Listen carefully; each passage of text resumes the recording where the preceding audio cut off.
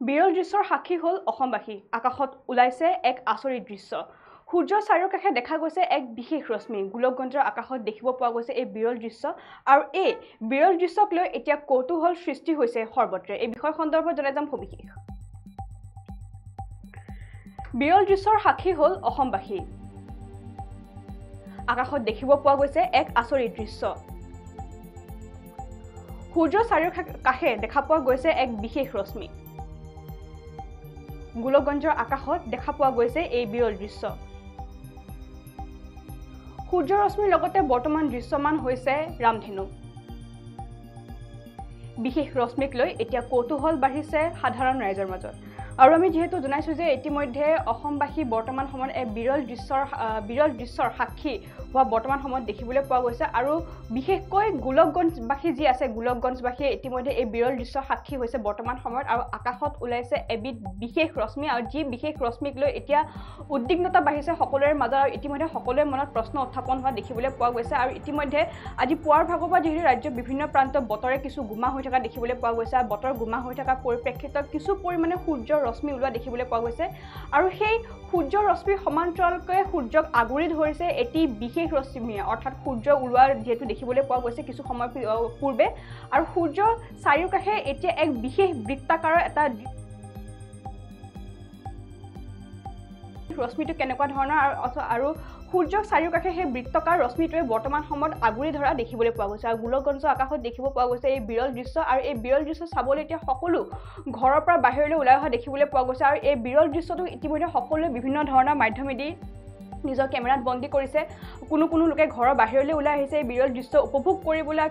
কিন্তু সকলোৰে মনত এক প্ৰশ্ন উত্থাপন হৈছে যে আচলতে কিহৰ বাবে সূৰ্যৰ চাৰিওকাষে এই বিৰল যি ৰশ্মি আছে, এই সূৰ্যৰ ৰশ্মিৰ চাৰিওকাষে যিহেতু এই বৃত্তাকাৰৰ যি ৰশ্মি আছে, সেই ৰশ্মিটো বৰ্তমান সময়ত আগুৰি ধৰা দেখিবলৈ পোৱা গৈছে। আৰু যাক লৈ এতিয়া সকলোৰে মনত উদ্বিগ্নতা বঢ়া দেখিবলৈ পোৱা গৈছে। সকলোৰে মনত বৰ্তমান সময়ত কৌতূহলৰ সৃষ্টি হৈছে। আৰু বিশেষকৈ গোলকগঞ্জৰ আকাশত দেখিব পোৱা গৈছে এই বিৰল দৃশ্য। আৰু গোলকগঞ্জবাসী এই বিৰল দৃশ্যৰ সাক্ষী হৈ পৰিছে বৰ্তমান সময়ত। আজি পুৱাৰ ভাগতে এই বিৰল দৃশ্যৰ সাক্ষী হৈ পৰিছে সমগ্ৰ গোলকগঞ্জবাসী। আৰু সূৰ্যৰ ৰশ্মিৰ লগতে দৃশ্যমান হৈছে ৰামধেনু। যিহেতু বিগত কিছুদিনৰ পৰা ৰাজ্যত যিহেতু নেৰানেপেৰা বৰষুণ হৈ আছে, নেৰানেপেৰা বৰষুণ চলি থকাৰ প্ৰাক্ষণতে ইতিমধ্যে কিছু পৰিমাণে সূৰ্যৰ ৰেঙনি ওলাইছে বৰ্তমান অসমৰ আকাশত। আৰু ইতিমধ্যে এই সূৰ্যৰ ৰশ্মি ওলোৱাৰ সময়তে এতিয়া সূৰ্যৰ চাৰিওকাষে বৰ্তমান দৃশ্যমান হৈছে এটি বিশেষ ৰামধেনু। আৰু ইতিমধ্যে এই ৰামধেনুটোৱে বৃত্তাকাৰ আকাৰ লৈছে। আৰু বৃত্তাকাৰ আকাৰ লৈ সমগ্ৰ সূৰ্যটোক ইতিমধ্যে চাৰিওকাষে ঘেৰি ধৰিছে। আৰু যাক লৈ এতিয়া উদ্বিগ্নতা বঢ়া দেখিবলৈ পোৱা গৈছে। আচলতে এই বিশেষ ৰশ্মিটোক লৈ এতিয়া কৌতূহল সৃষ্টি হৈছে সমগ্ৰ ৰাজ্যবাসীৰ মনতে। যিহেতু সকলোৰে আমাৰ সামাজিক মাধ্যমত যিহেতু বৰ্তমান সময়ত এই দৃশ্য ব্যাপকৰূপে বৰ্তমান সময়ত ভাইৰেল হৈ পৰিছে। আৰু ইতিমধ্যে সকলোৰে হাতে হাতে এই দৃশ্য বৰ্তমান সময়ত দেখিবলৈ পোৱা গৈছে। আৰু ইতিমধ্যে বিশেষকৈ গোলকগঞ্জবাসী সেই বিৰল দৃশ্যৰ সাক্ষী হৈ পৰিছে বৰ্তমান সময়ত। আৰু আকাশত ওলাইছে এবিধ বিশেষ ধৰণৰ দৃশ্য। আৰু ইতিমধ্যে এই দৃশ্য উপভোগ কৰিবলৈ, অৰ্থাৎ এই দৃশ্য চাবলৈ ইতিমধ্যে তেওঁলোকে গোলকগঞ্জবাসী বৰ্তমান সময়ত ঘৰৰ পৰা বাহিৰলৈ ওলাই আহিছে।